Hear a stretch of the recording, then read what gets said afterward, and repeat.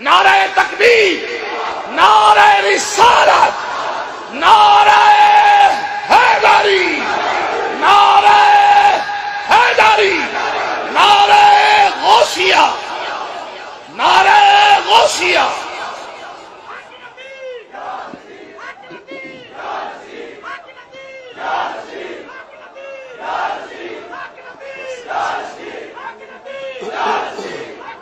بسم اللہ الرحمن الرحیم۔ ایاک نعبد و ایاک نستعین۔ جناب پیر نظام الدین جامی صاحب، میں سب سے پہلے آپ کو مبارک دیتا ہوں۔ یہ جو انٹرنیشنل ختم نبوت کی جو آپ نے کانفرنس کی، مبارک ہو آپ کو کہ کبھی بھی مجھے اندازہ نہیں تھا کہ ایک ہی جگہ میں اتنے زیادہ عالم اور مشائخ آئے ہوں، اور انٹرنیشنل کانفرنس باہر سے بھی لوگ آئے، تو آپ کو آج میں مبارک دیتا ہوں۔ میں آج یہاں ایک سیاستدان کی طرح شرکت کرنے نہیں آیا، ایک مسلمان کی طرح آیا ہوں۔ اور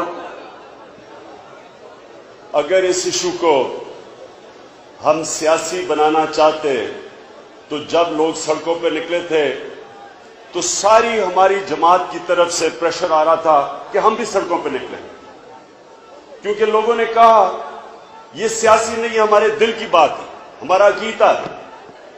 تو میں نے صرف لوگوں کو اس لیے روکا کہ میں ایک دینی مسئلے کو سیاسی مسئلہ نہیں بنانا چاہتا تھا۔ میں پھر سے جامی صاحب، میں پھر سے آپ کا شکریہ ادا کرتا ہوں کہ مجھے آج یہ موقع ملا یہاں آنے کا۔ میں دو چیزیں کہنا چاہتا ہوں۔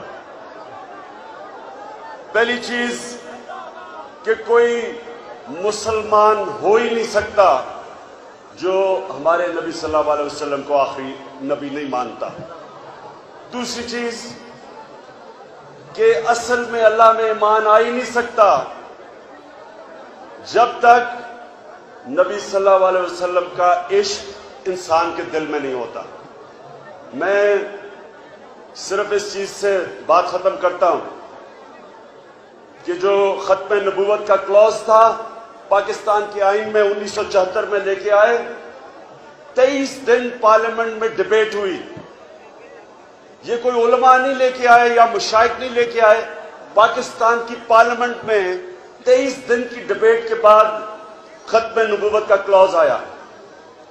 ساری قوم یہ پوچھنا چاہتی ہے کہ کون تھا اس کے پیچھے، کیا وجہ تھی، کیا وجہ تھی کہ یہ آئین کے اندر امینڈمنٹ کرنے کے لیے اور کلوز نکالنے کے لیے، چینج کرنے کے لیے کیا وجہ تھی؟ یہ قوم اس کو ڈیمانڈ کرے گی، قوم اس کا جواب چاہے گی۔ اس کے لیے جتنی بھی دیر ہوگا اس حکومت کے لیے مشکل ہوتا جائے گا جب تک اس کا جواب نہیں دے گی۔ میں پھر سے جامی صاحب آپ کا شکر گزار ہوں کہ آپ نے مجھے آج موقع دیا یہاں آنے کا، اور اتنی زبردست محفل میں۔ میں تو ایک چھوٹا سا آدمی ہوں، اتنے بڑے بڑے عالم اور مشائخ کے سامنے مجھے پہلی دفعہ موقع ملا۔ میں آپ کا شکریہ ادا کرتا ہوں۔